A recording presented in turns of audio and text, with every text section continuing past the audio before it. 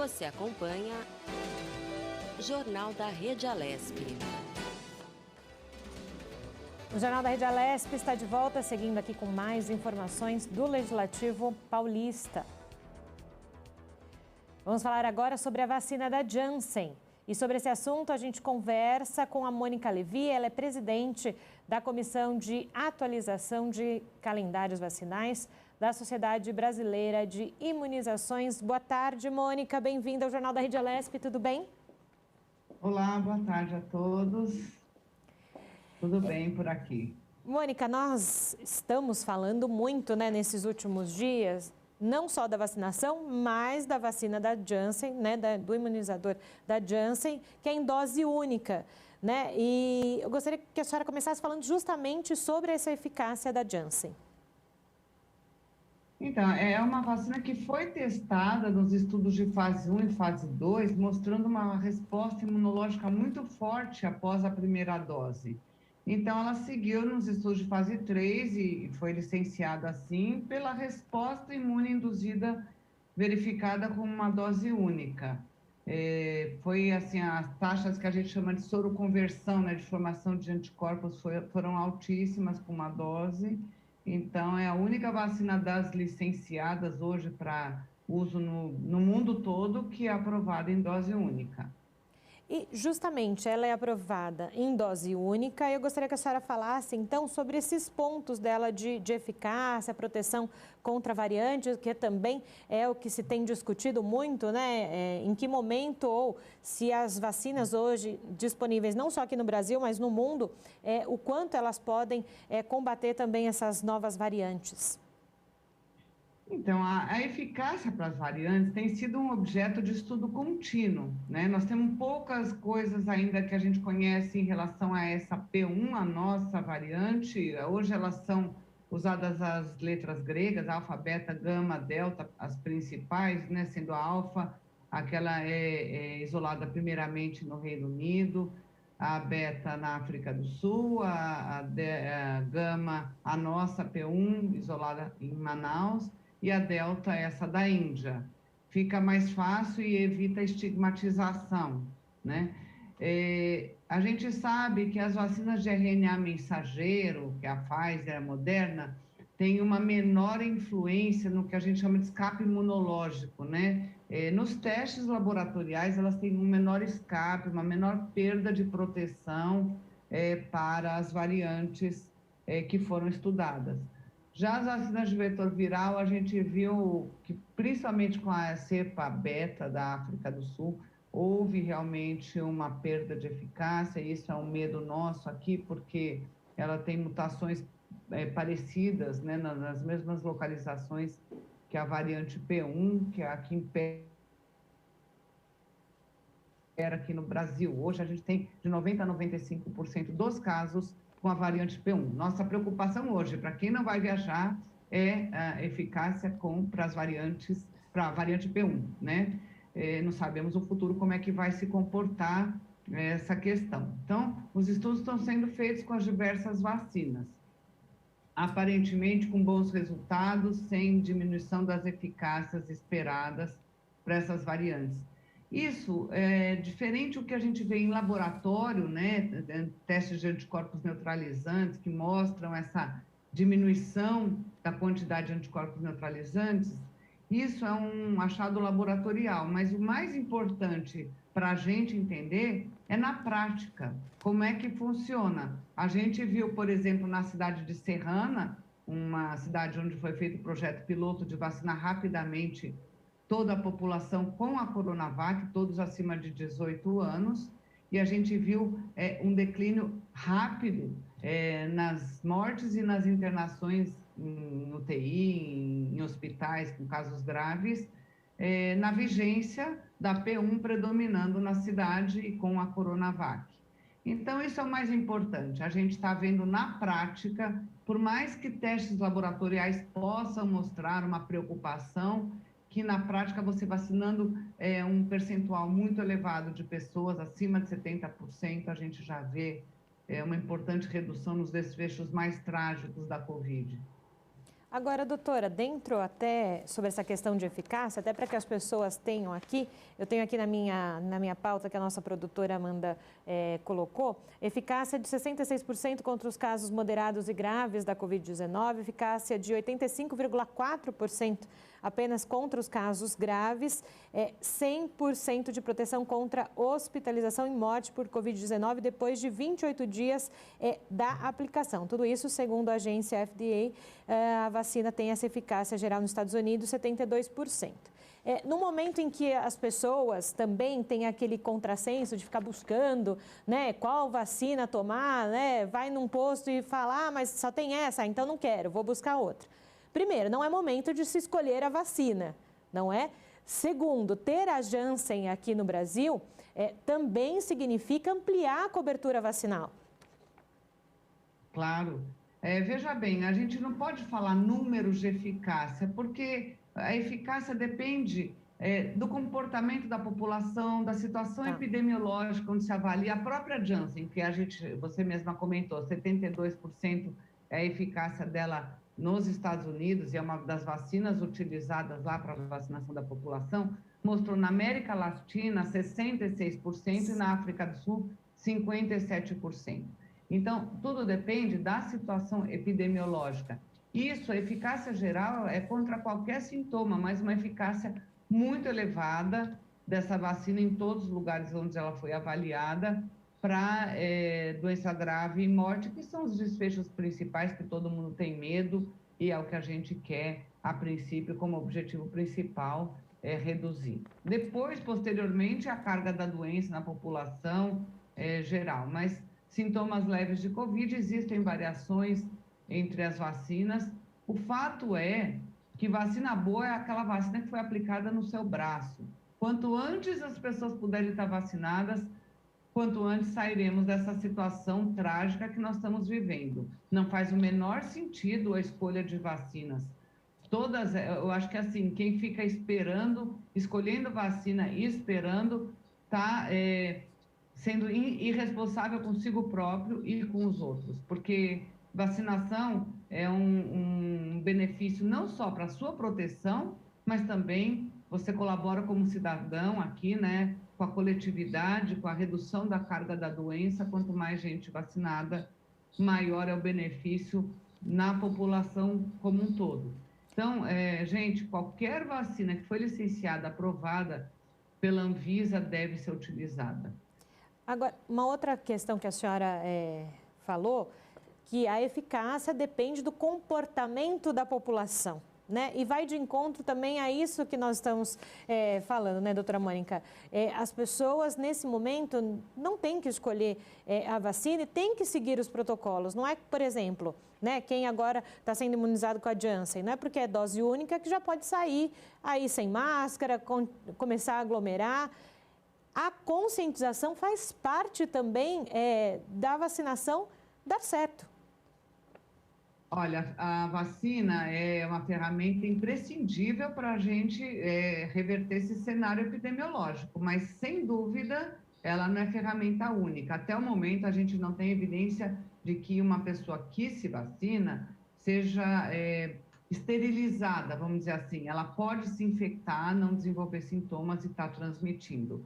Então, o respeito ao seu papel de transmissor, ainda que involuntário, é fundamental. Portanto, as medidas de restrição, evitar aglomeração, uso de máscaras, continua valendo. Tem que se continuar preocupado com a situação epidemiológica que nós estamos vivendo aqui no país e com a sua possibilidade, inclusive, de transmitir o vírus. Fora isso, nenhuma vacina dá 100% de proteção, não existe isso, e numa situação epidemiológica de alta transmissibilidade, vai ter gente vacinada que vai desenvolver casos graves, como já teve, poucos casos, está dentro do esperado, e até o óbito. Então, não é porque está vacinado, se você está numa situação de alto risco de se infectar, você não sabe o quanto você está protegido. Não tem testes sorológicos que podem te dar uma segurança de proteção individual. Isso é outro assunto que está muito em pauta, né? As pessoas querendo fazer sorologia para saber se ficaram protegidas. Não tem um teste que foi desenhado para te oferecer uma segurança nesse sentido, porque a presença de anticorpos não significa que eles estejam em quantidade ou em qualidade suficiente para impedir a infecção.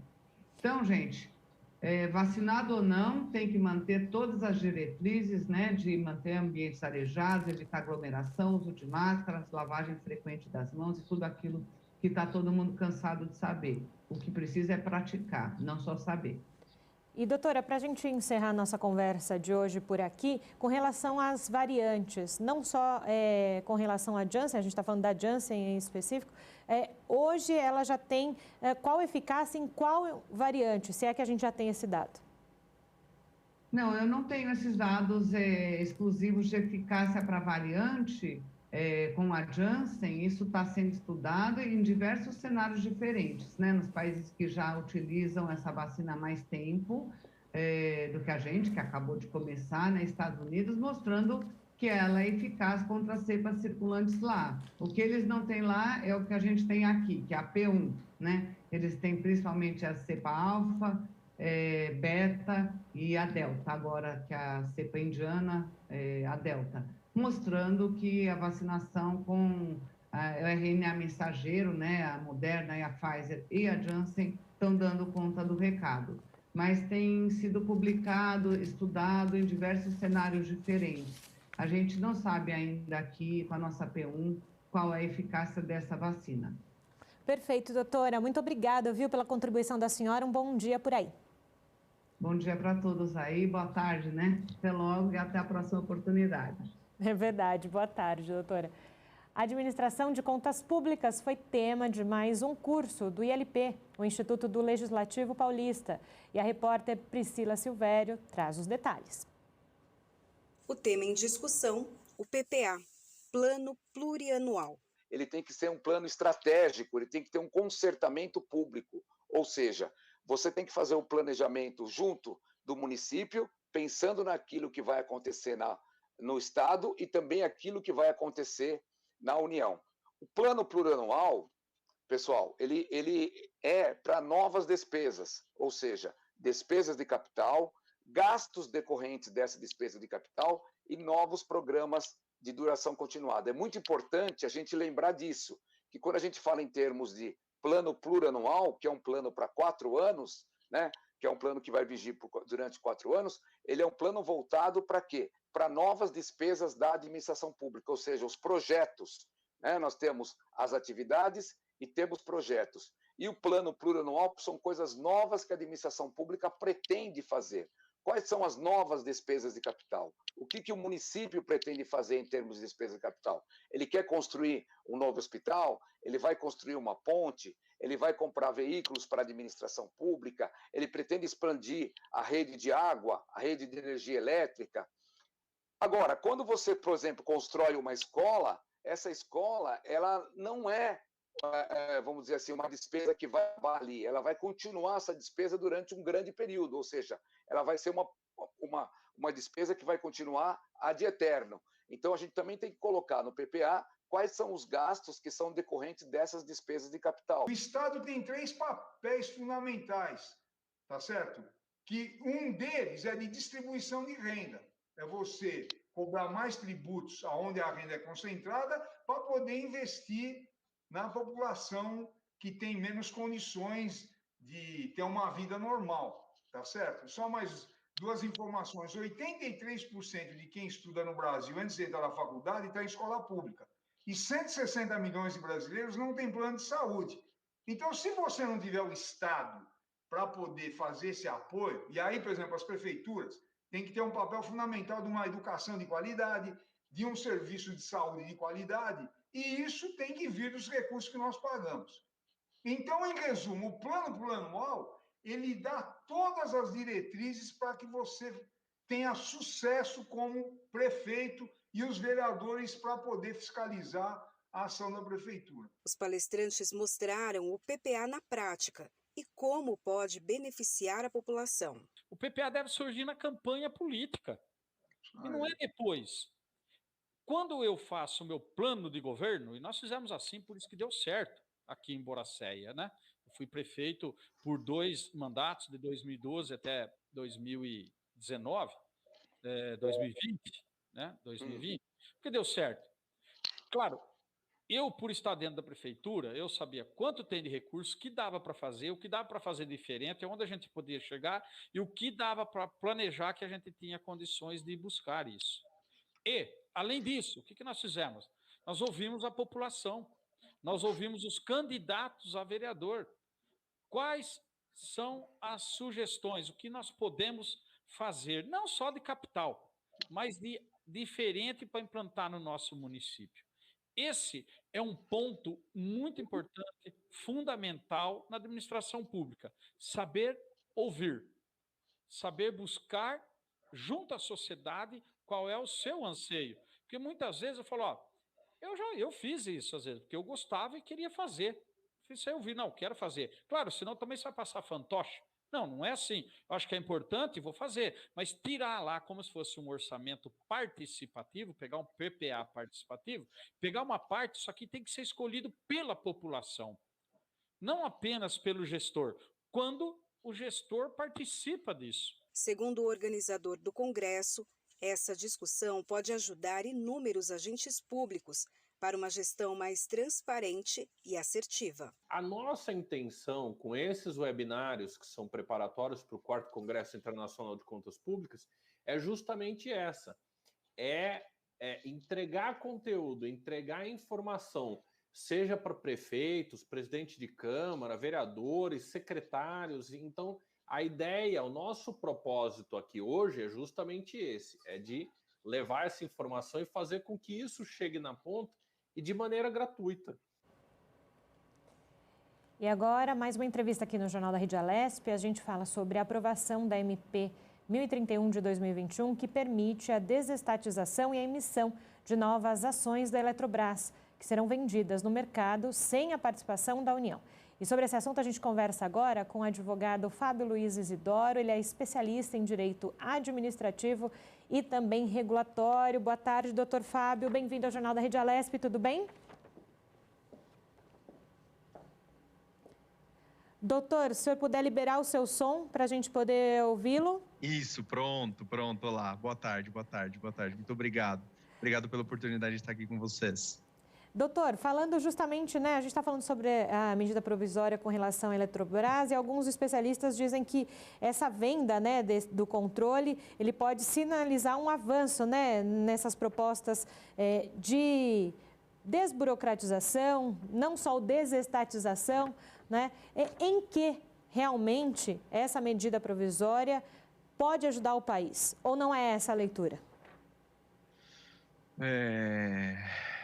Sim, essa é a minha leitura, eu concordo com esse discurso. Eu acho que essa proposta de desestatização da Eletrobras ele é um pontapé inicial para o governo conseguir colocar em prática todo o seu programa de governo, né? Que, enfim, esse foi uma dos motes de campanha do governo federal, né? Desse governo que está aí, e eles prometeram uma agenda liberal, propositiva, né? No sentido de diminuir o tamanho do Estado na economia e passando pela diminuição do tamanho da participação da União nas empresas, né? Então, diminuindo o que for possível da participação do Estado, da União, no caso, nas empresas estatais, né? E eu acho que é uma excelente oportunidade, né? Uma oportunidade, assim, fazia tempo que a gente não via um movimento assim, vindo do governo federal, né? Tem os movimentos, né? O marco do saneamento destravou bastante coisa, né? Destravou no sentido de que fomentou, né?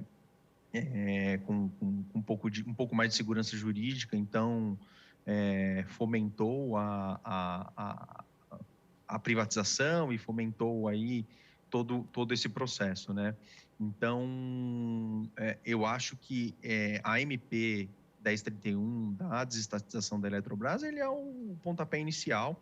Ele pode ser o caminho para outras estatais, né? Se fala bastante dos Correios, né? E eu acho que é um caminho muito positivo, vejo como muito positivo dentro de uma agenda liberal, né? E eu acho que esse é o caminho, acho que é um caminho bom para o governo federal. A proposta é de diminuir a participação do governo federal no capital social da Eletrobras. Então, hoje, a União ela possui ali perto de 60% do capital social da Eletrobras, vai baixar esse capital social para algo em torno de 40% a 45%, de forma que ele vai deixar, a União vai deixar de ter o controle da Eletrobras, né? Mas vem junto com isso a chamada Golden Share, que é uma cláusula, né? Que ela tem a Eletrobras, ou seja, a União, ela tem o direito de veto a uma série de alterações ou uma série de quesitos que podem ser colocados em votação, né, na Eletrobras. E, ao mesmo tempo, ao deixar de controlar a Eletrobras, né, mas ela participa do lucro da Eletrobras em 40%. Então, né, a Eletrobras, mais recentemente, ela tem se demonstrado uma empresa lucrativa, né, e a União vai se beneficiar desses lucros, e a gente espera e almeja que na transição para o capital privado, ou seja, com a saída da União, que esses lucros eles se potencializem, né? E, doutor, justamente com relação a isso, né? O senhor falou, você deixa de ter um controle de um lado, mas você tem benefícios de outro. Pensando na sociedade brasileira, pensando naquilo que volta, então, de benefícios para a sociedade. Quando isso acontece, o que temos de bom, né? Vamos começar pela parte o que temos de bom. Tá. Eu acho que exatamente o que a gente tem de bom é a gente conseguir que a Eletrobras ela potencialize ao máximo os seus lucros, né? E isso não é nenhuma crítica, porque a gente, enfim, não tem condições de julgar, não tem material prático para julgar se a gestão hoje ela é boa, ela é ruim, mas a movimentação do mercado dá o recado de que é possível, né, a hora que o mercado se interessa muito pela Eletrobras, isso quer dizer que é possível potencializar os resultados da Eletrobras, né? Então, assim, o que vem de bom para a população como um todo, na minha visão, é que, assim, a hora que a Eletrobras ela potencializa o seu trabalho, né, ela potencializa os lucros dos seus resultados, esse dinheiro ele volta para o governo, 40% desse resultado ele volta para o governo, né? Então, ele volta para o governo e o governo pode usar esse dinheiro, enfim, da maneira que ele entender melhor, tá? Então, vejo esse como um lado positivo, né? Outros lados positivos a Eletrobras ela é muito grande, ela tem uma sinergia, ela está praticamente em todos os lugares do sistema elétrico nacional, né? Então, assim, tem muita sinergia, ela pode, com a sinergia que ela tem, né? Ela voltando a participar de leilões, de expansão do sistema, a hora que ela volta a participar de expansão do sistema, como ela está em todos os lugares e tem uma sinergia, ou seja, o que eu chamo de sinergia ela pode eventualmente prestar um serviço mais barato, né, de geração, de transmissão e eventualmente até de distribuição. Então, assim, isso pode ter um reflexo positivo no custo também da energia, tá? O custo da energia é algo que foi assim extremamente utilizado como discurso, né? E aí muita gente disse, né, de que o custo da energia vai subir, ou outros disseram que o custo ele vai diminuir. A gente precisa entender esses cálculos, né? Ver se eles foram, assim, qual que é a base, se foram efetivamente bem feitos, né? Mas assim, o que eu vejo de positivo é que, né, a Eletrobras ela potencializando a sua capacidade, né? e o governo ainda fica com 40% desse lucro, com poder de veto para uma série de situações, né, que pode dar um direcionamento, um bom direcionamento do andamento da Eletrobras, né, a hora que você tem essa capacidade de veto. Então, são nessas linhas que eu vejo os pontos positivos, tá? Agora, do outro lado, né, principalmente, muita gente fala, né, o quanto também isso pode desencadear outras questões negativas para o Brasil. Na análise do senhor, quais seriam essas dificuldades, né, com essa desestatização, privatização, né, como todos conhecem? Assim, como eu comentei, né, tem se falado muito da questão do custo da energia, que o custo da energia vai subir, é feita uma comparação que em outros grandes países a energia é algo que ele é estatizado e não se abre mão disso, né? Eu costumo usar uma máxima popular que não é uma máxima popular, mas é que assim, se a gente pretende um resultado diferente do que a gente tem hoje, né, se a gente entende como sociedade que o resultado que a gente tem hoje ele não é satisfatório ou pode ser melhor, a gente precisa começar a fazer algo diferente, né? Então, fazer algo diferente passa pela mudança do controle da Eletrobras. O que pode ter de negativo, eventualmente, esse reflexo do custo de energia, ele ser um reflexo que a gente, infelizmente, pode chegar a ver. Eu não acredito, tá?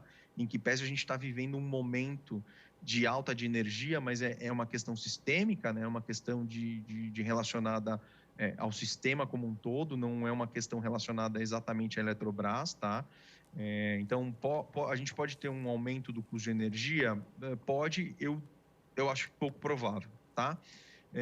Outra situação que está atrelado a isso, né, é um pouco o que pode ser de negativo para a sociedade como um todo, os ajustes que vão ser feitos nas empresas da Eletrobras, né, porque ela não sendo mais um ente estatal, então a tendência é que você enxugue a máquina, que você tenha, assim, você exige uma maior produtividade das pessoas, então ao enxugar a máquina, você eventualmente tenha uma diminuição de postos de trabalho, sempre, obviamente, não botando em risco a operação e manutenção de tudo isso, tá? Então, assim, o que eu vejo como eventual ponto negativo é a possibilidade do custo de energia, mas eu acho que ele não está atrelado exatamente ao fato da desestatização da Eletrobras, tá?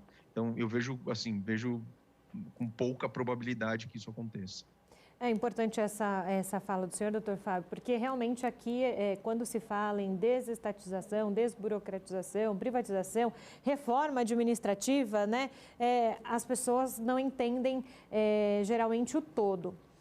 Não querendo fazer comparação com fora do país, mas é importante a gente ter referências. Como é que funcionam essas questões de privatizações no mundo?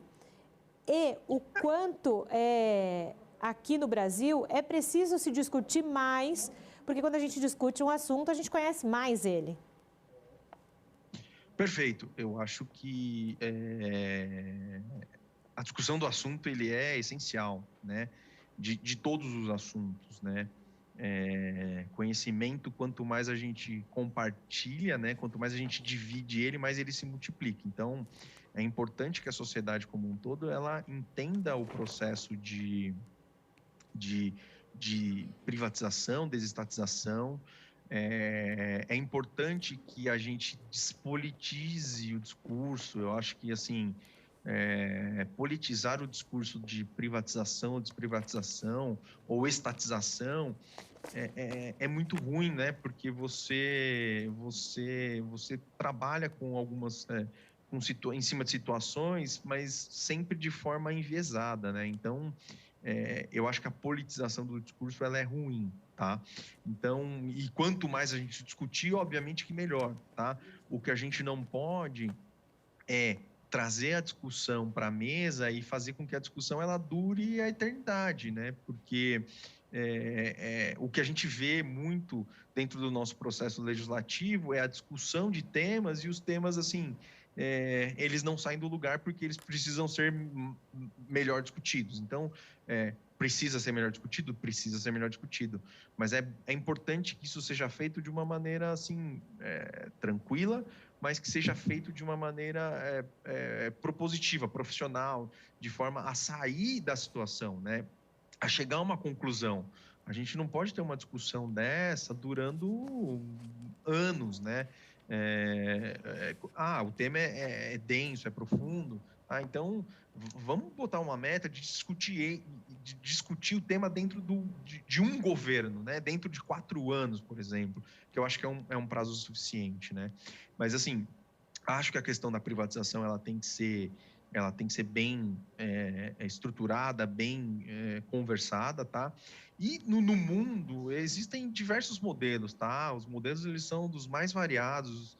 Existe a situação da privatização integral, né? Ou seja, o governo sai integralmente. Tem essa situação da Eletrobras, que você cria uma empresa de economia mista, né? Então, assim, os modelos são os mais variados possíveis. Perfeito, doutor Fábio, muito obrigada, pela contribuição aqui ao Jornal da Rede Alesp. Boa tarde por aí, bom trabalho. Obrigado igualmente a todos, um abraço. O Jornal da Rede Alesp fica por aqui, nós voltamos amanhã no mesmo horário. Até mais.